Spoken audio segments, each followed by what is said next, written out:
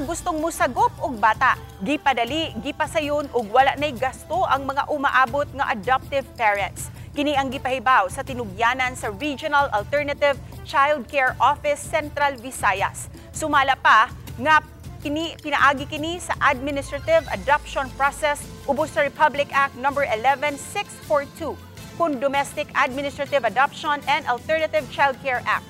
Subay niini ang adoption orders dili na maggikan sa korte ug mulanat na lang sa unom ngadto sa siyam ka buwan ang processing time. Samtang ang legal adoption maghatag og kasiguruhan sa mga bata gikan sa pagpangabuso sama sa baby selling o pagpamaligya og bata.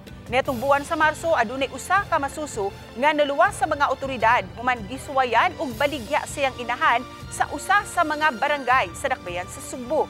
Napasakaan na og kaso ang mga ginikanan sa maong bata. Also includes in the kanang pagpasa sa balaod nga adoption and alternative child care month na gyud or week no for this month nag-celebrate kita sa atong adoption and alternative child care.